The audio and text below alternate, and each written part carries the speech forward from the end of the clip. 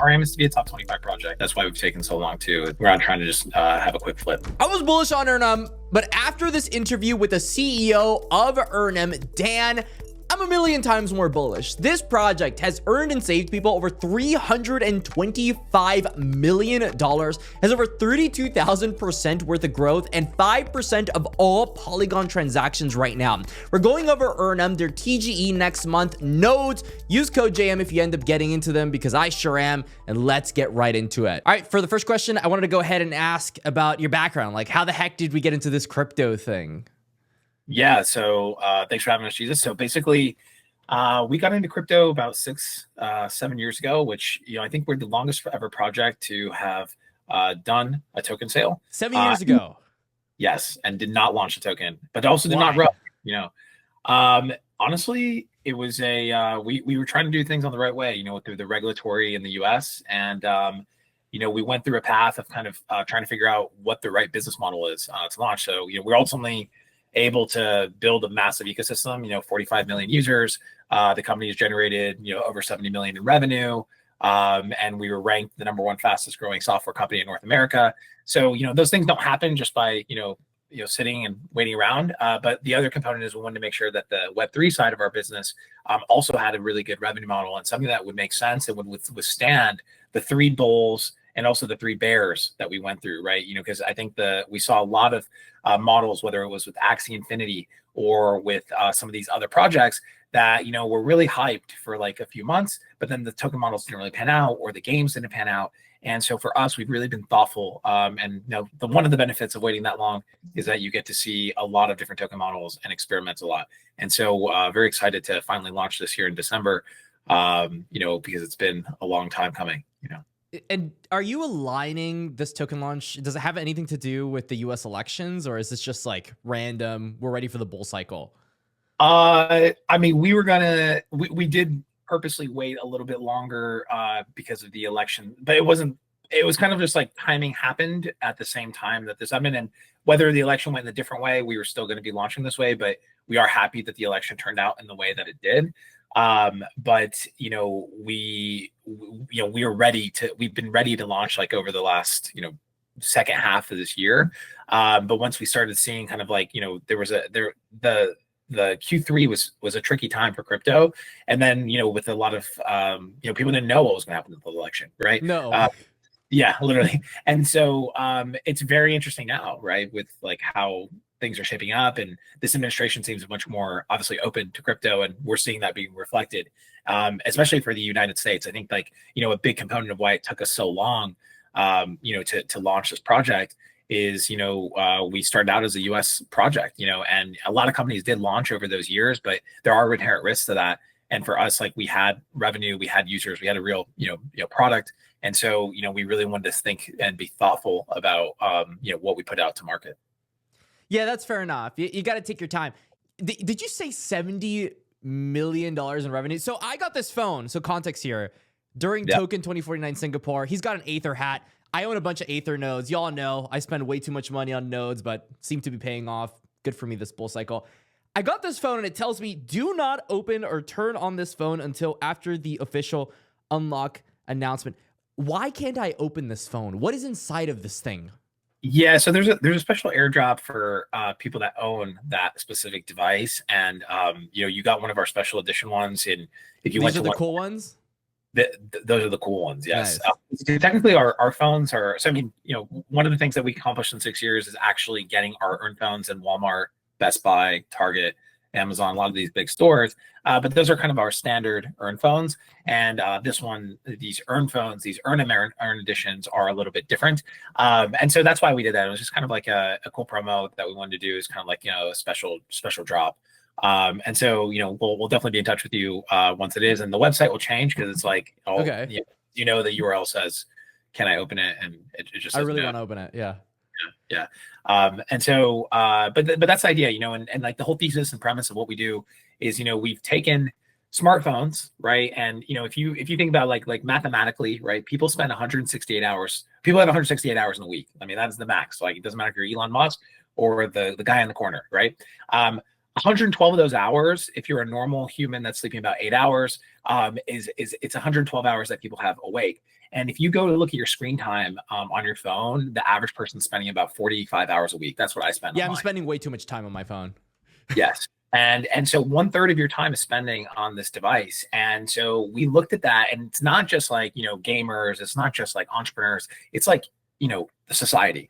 And so our whole thesis is kind of like, hey, if you're giving all that attention, all that time, all that data, there's a better business model there. And these companies are worth trillions of dollars. And so we've been able to create a model both in Web 2 and in Web 3 around a DePIN infrastructure that basically pays you for that time that you're going to spend gaming, that you're going to spend, streaming, that you're going to be spending doing all this stuff. Yeah. And as far, our technology between EarnPhone and even EarnM has been able to facilitate about $325 million in earnings and savings back to consumers. And it's like we see it as a new category, like EarnPhone as a category, and we're not the only makers of it. Like we're starting to license this to other phone makers. And so, what we think you'll see in the future is like a Samsung EarnPhone, an AT&T EarnPhone, even like a Solana EarnPhone. Like we're not really agnostic. Like we're not really competing with the Solanas or Jumbo and some of these other phone companies, because we're really powering the software. We just launched our own phone to prove that the model was fucking possible, right? And that's what we did. So this thing is your case study, pretty much. Yeah, and a case study that went out to tens of thousands of people and got into retail stores and actually panned out. But it was like we did it ourselves, like and the biggest thing is like it was hard to launch a phone. We did it in 2020. I mean, like a lot of these people like said launching a phone was it wasn't. I mean, we did it very early on, right? And this is actually our second edition phone. And then now the third edition will actually come out with an OEM or like a carrier, as opposed to just being a mode. Or like a mode branded phone, which is our Web 2 company. And so, it'll have the EarnM software, and that DePIN network will just continue growing. Because today, I think we're at about 45 million installs. And we've had over 10.6 thousand different SKUs. So 10.6 thousand different types of phones have downloaded this software across 45 million users. And I think about 18.6 billion minutes have been spent, by people on our network. That's a lot of time. Yeah, definitely. I actually have some context here. And one of the primary reasons I was actually interested in this thing in the first place, I own a couple of these little Solana phones. And these Solana phones are the most beautiful things in the world. I got like this Happy Cat airdrop worth a couple $100s. I mean, these have been, $600 phones that have given me thousands upon thousands of dollars. Yeah. However, I look at what is actually inside of this phone. He's got the ceramic back. It's beautiful, but it sucks. I mean, everything about it is just slow. It's wonky. The software is there, but definitely the hardware is not there. When we bought our nodes, because I got 6 nodes, and that gave me like a extra smartphone, I believe, an EarnM phone. Yeah. What are the specs on this? Is this competitive at all to traditional Android? What are we going to be using this for other than earnings? Yes, I mean, most people are going to be focused on the earning piece, but it is you have to kind of like I think there's 2 ways to kind of think about how products are launched in the space, right? We looked at the Solana phone, and it's like $600 or $1,000, whatever it is. And my personal thesis is that if you're going to spend $1,000 on a phone, you're going to buy an Android, you're probably going to buy a Samsung Fold or one of these Galaxies or one of these like really high-end Androids.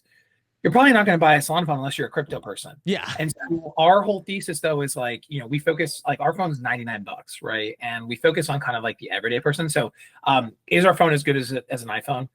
Definitely not, right? But is it 1/20th of an iPhone because it's 1/20th of the price? It's also definitely not 1/20th of an iPhone.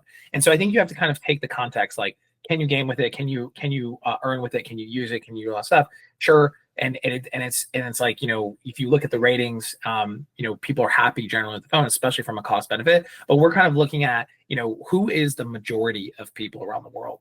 And if you look, like there's 7 billion people with smartphones around the world, and about 6 billion of them actually have Android phones or non-Apple, and 1 billion have Apple. So we're the weirdos. Yeah, I mean, that generally is how it goes. But I think like the thesis is like most people are not spending more than $150 on their phone. And that's kind of where we see the opportunity to really build a really strong DePIN network, right? Because that's where consumer adoption is. And that's really what EarnM is really focused on, is basically taking Web 2 users, and then we create a wallet inside of that DePIN ecosystem and essentially allow them to, explore into Web3 without risk while earning money, sustainably, benefits advertisers, benefits the DeepIn network, benefits the whole ecosystem, the whole pie. And we've been able to onboard tens of millions of unique active wallets through this mechanic and pay for their gas fees sustainably without airdrops and with all this stuff. Like people actually earn and are able to pay. And if you actually look on chain on DApp Radar, you know, we have generated about 4 or 5 million Matic, right? You know, which is, you know, whatever, it's a few $1,000,000 in gas fees of people minting with this without having to do a tremendous amount of the work, you know, that Web3 companies need to do to onboard users with MetaMask and all that stuff. So they buy the phone.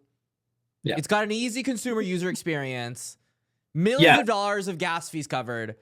Yeah. How in the world are they earning? Like, what's going on? Yeah. So you can even also use and download on your Android phone. So if you on your Salon phone, you can actually our software, and you can turn your Salon phone into an Earn phone just by downloading the software.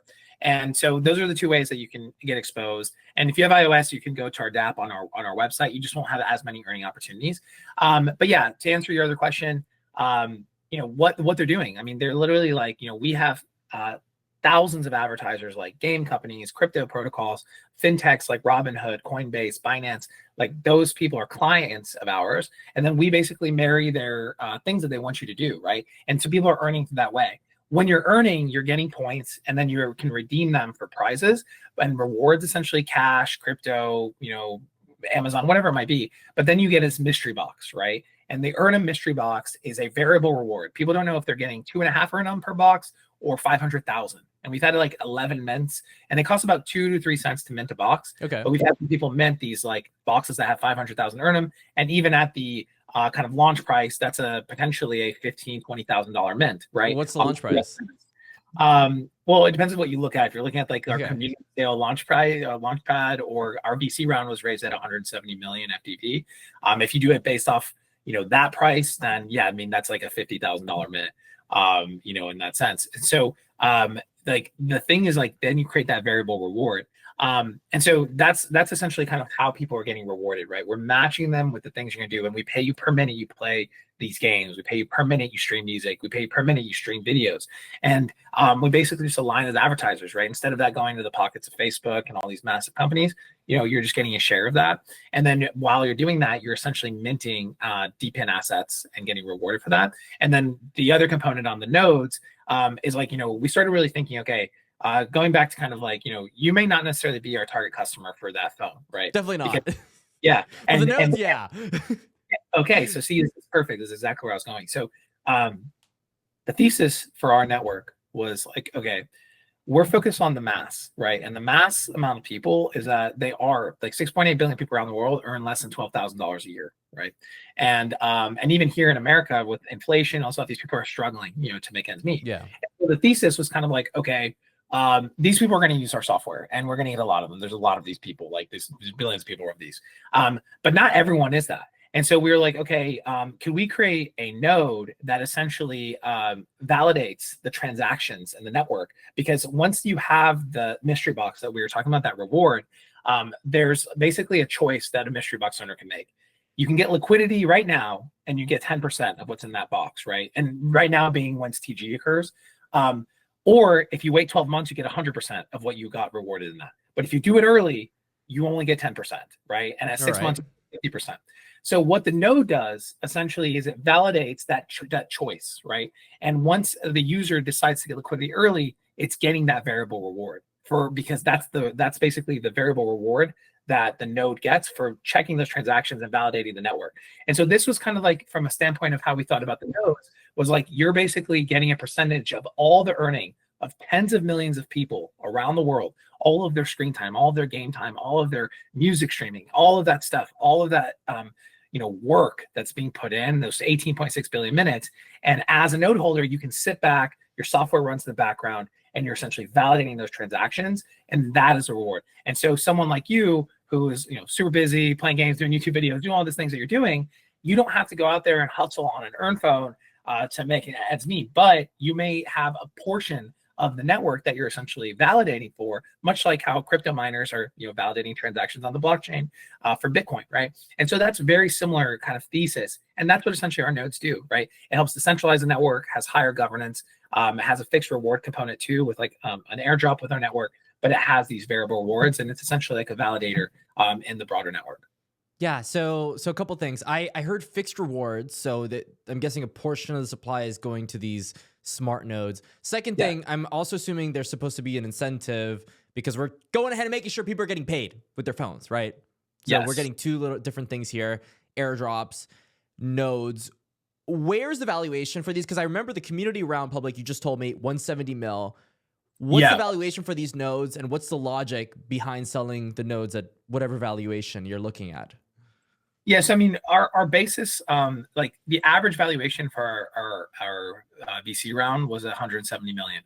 It was as high as 240 million. So we did our valuation around that range, right, where it's like the highest tier, like the last tier in our node sale was in that range of the 240 million.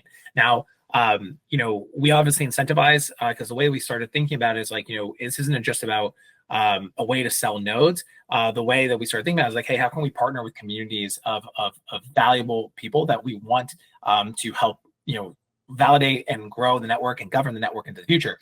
We basically created larger amounts of governance within the network, and that's why we also created the fixed rewards component of this. So 10% of our supply is dedicated just to the nodes, and then there's the variable rewards, which are tied to these validation checks, and that could be more than what we are estimating, but we generally think it's about 15% of the overall supply will be dedicated to this. And so the FDV that basically partners like you and your community gets is like at a $52 million FDV, and really it's just more about kind of like seasoning, like starting the network, right? And that's the general idea, and that's why we decided to do these nodes. Over time, we'll still sell these nodes, but you just won't be able to buy them on our public site. It'll be kind of like these limited edition drops that will occur just through like partner sales, and that's essentially kind of like the general idea of how nodes operate into the EarnM ecosystem. Yeah, I mean, that makes sense. It reminds me a lot of Helium back in the day. I mean, Helium, they had these Bobcat miners, all these different partners that were selling these limited time drops. People were trying to decentralize it all over the world. Now I know they're doing something with T-Mobile. Yep. What's the grander vision? Like, would you say Helium is the success case of something very similar to what you're doing, or is it just totally off? No, I think it's in the realm. So I mean, we've actually chat with their team. It's like so the difference is like this, right? But it's similar thesis, right? Helium is kind of like trying to become an AT&T or a T-Mobile, just in a very decentralized manner, right? Like where you're essentially putting those network connectivities in different places, but they're trying to provide you the phone service. What we do is we don't provide you phone service. We provide you the earning software for your screen time so that you can pay for your service. So you could use our service to pay for your Helium, right? Yeah. So the benefit of that is that you also would earn Helium. So you can stack those rewards, which would be nice. But our model is not necessarily focused on just the United States, because Helium today, I believe, is just in the United States. But I think like we think about it is like, our product is worldwide. We're in 170 countries. And the way that we're able to do that is because we're just powering the earning software on the Android device. And so you could use that with, AT&T and T-Mobile, but you can also use it with Vodafone or, insert big telco here, around the world. And as long as you have an Android device, you're essentially adding value to the broader network, as long as you're minting assets in our DeepIn network. And over like the course of how many years are you going to be giving this supply? Because like, what happens 3, 4, 5 years from now when those node rewards have kind of come out? Yeah, so see, that's a perfect question, because I think this is one of the benefits of waiting 6 years. And seeing all these token economic models plunder and fail. So the have general any of them succeeded that you think? No, there are some that succeeded for sure. Like, I'm not, I hope so. yeah. I know. I mean, overall, but some have definitely not done well. But the general idea is like this, right? That same example that I gave you earlier, when you make that choice of for that mystery box of like, hey, do I want liquidity today, or do I want to essentially kind of like hold and stake and earn that 100%? If someone chooses to get liquidity early, which generally we see happens most often, half of those rewards are recycled for future boxes. So the rewards get recycled And so they don't actually go away. And then the governance can then vote to give different amounts of rewards over. So the idea is that as the network gets bigger and stronger, you're giving out less per box, but there's always rewards in the box. So basically it's like an infinite supply. The node rewards are still then getting their variable rewards. So they get their fixed rewards, and that's kind of like fixed in that sense. But the rewards for variable will always continue on, right? And so that's generally the general idea. And that was also a big component of how, we started thinking about how we're orchestrating the service, because at the end of the day, like, one of the number one core principles that we had is like, we need to build something that, whether it's a great market in crypto or the bearish market in crypto, because we saw many of those, in DeFi winter and this past bear market and all that stuff, it's like, you have to have something that's sustainable. And at the end of the day, tens of thousands of people download our software every single day, independent of a good market or a bad market. And, if you can be one of the top 25 highest traffic dApps, and if you look on dApp Radar, we're in those stat categories and we haven't even launched yet.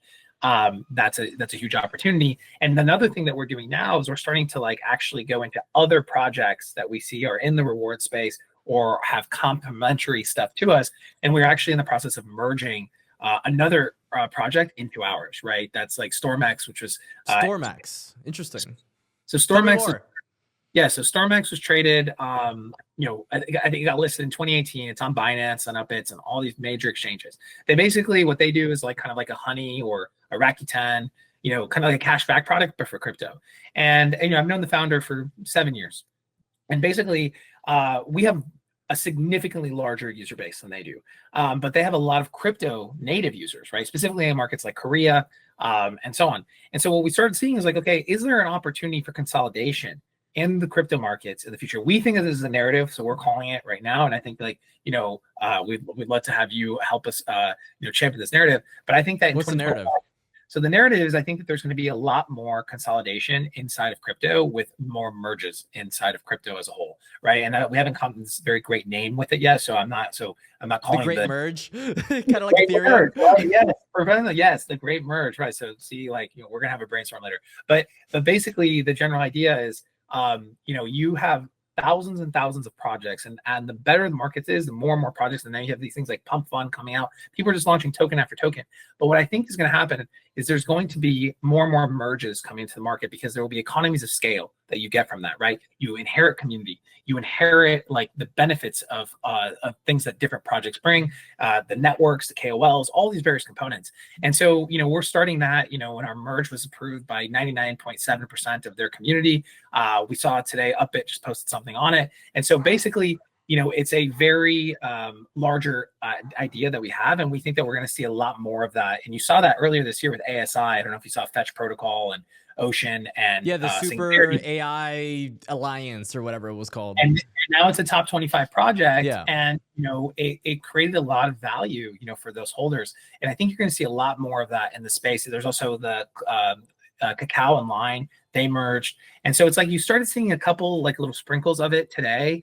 But I think that there's going to be a much larger, component of it in 2025, and we're already in talks with some projects of what that exactly looks like, because it might not exactly look like the merge that we're going through with Stormax today, because it's a very convoluted process of how you have to do it and then merging one to one token. But we have an idea of how to do it without having to merge the tokens, and so that's kind of what we're, a little teaser for the future. Haven't released much about it, but that's a big focus for next year. That's interesting. So you're eating up projects is essentially what's happening, and they're all coming together. Yeah, just Pac-Man, and then we're gonna have. Are you gonna call it the EarnM Token still though? Like, what's the token name? It'll still be EarnM. Because EarnM is like Earn Merge. Like M stands for merge.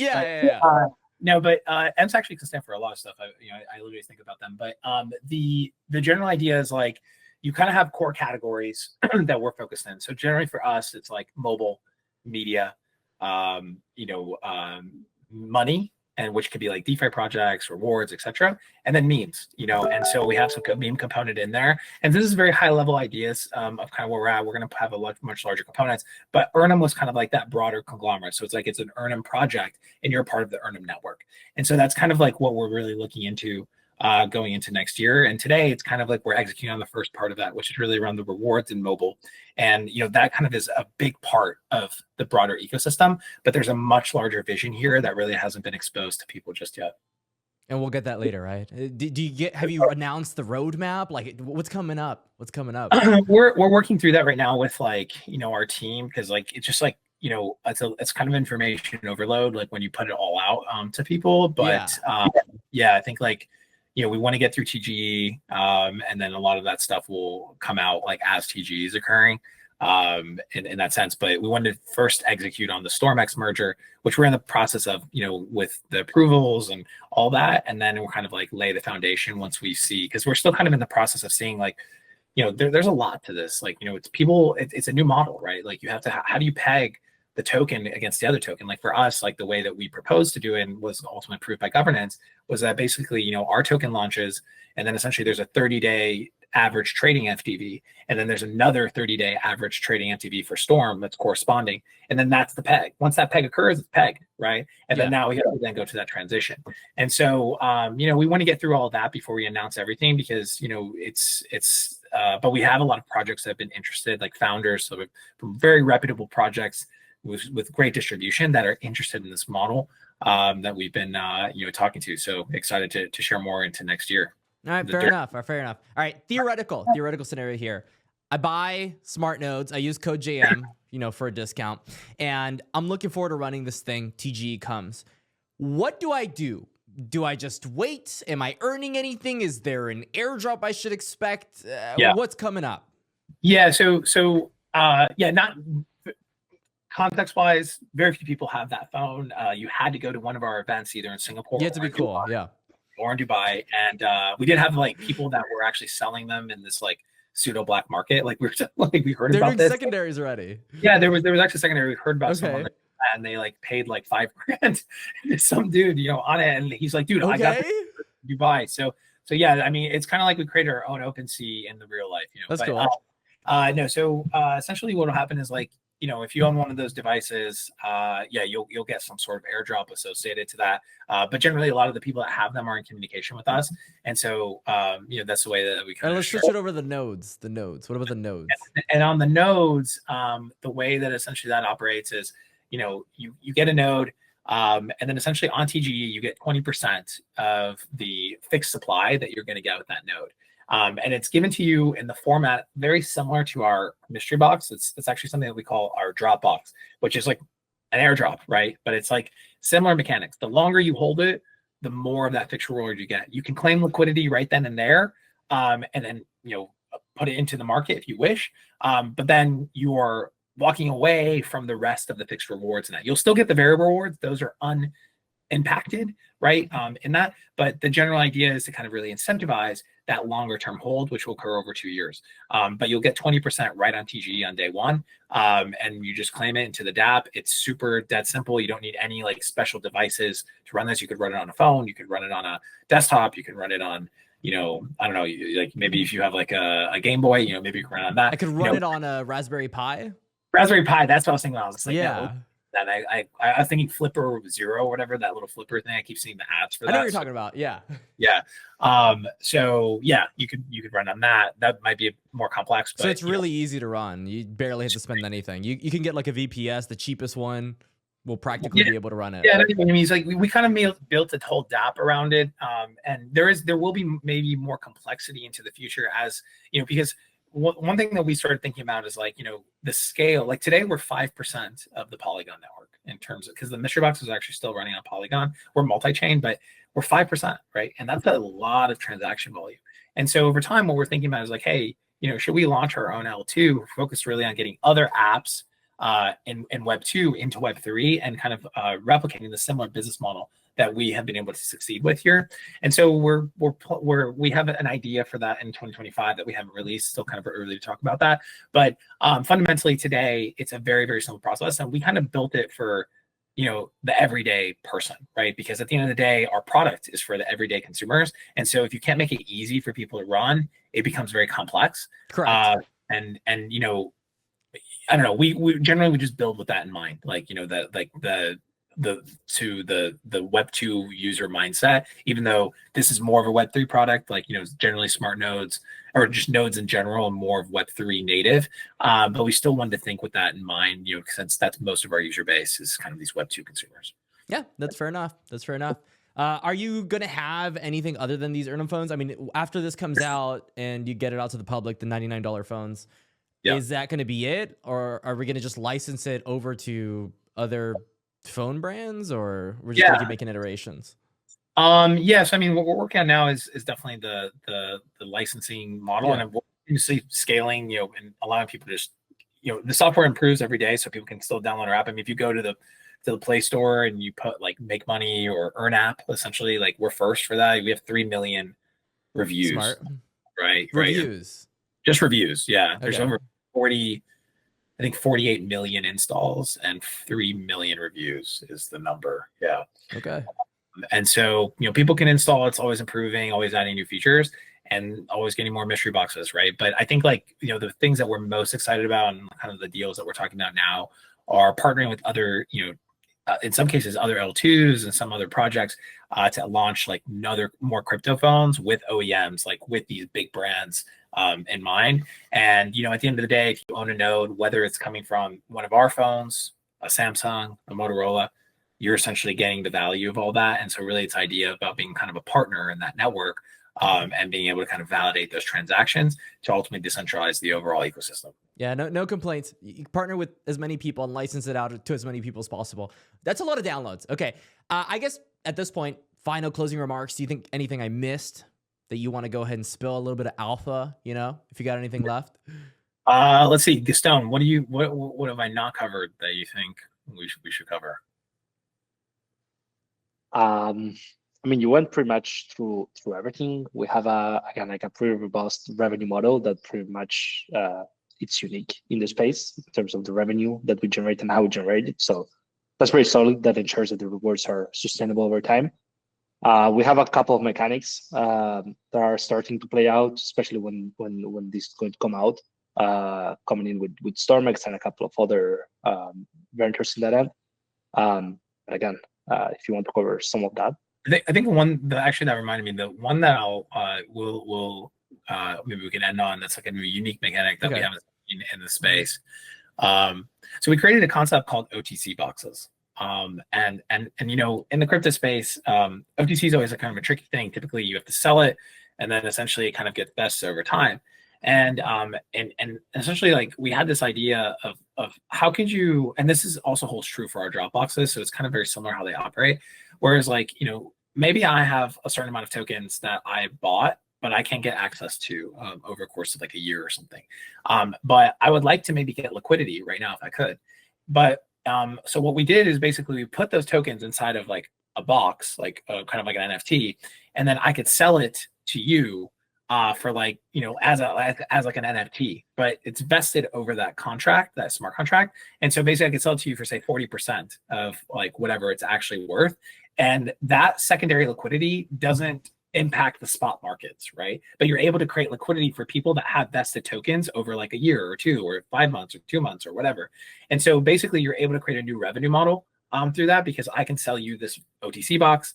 You basically have now this OTC allocation. You can sell it to Stone, and so you can get that liquidity right away. And typically these things are tied to these wallets. So we've created a lot of really unique tools that we're launching our tokens with. But one of like the benefits of this kind of merge idea is that we're providing all of these tools for our partner projects, right? And we're even allowing other projects to be able to stake EarnM tokens to get all of this tech for free. But we've seen a lot of exchanges interested in that concept because it solves a lot of big problems with like slippage and a very, just OTC in general. Yeah. And so we're excited to really put those out there into the world, with like our tools. So you're going to fix OTCs with boxes. They're OTCs, fixed airdrops, and fix the phone market. Fix a lot of things, man. I mean, it's exciting. The future is exciting in crypto, always. Yeah. Our aim is to be a top 25 project. We have always a big vision, and that's why we've taken so long too. It's not really, we're not trying to just have a quick flip. So, I mean, the stats don't lie. All right, thank you for joining me, Dan. Gaston. We'll see how the project goes, and we're definitely gonna have you back on sometime. Appreciate it, brother. Thank you so much for having us. All right, peace out, boys. Thank you, man.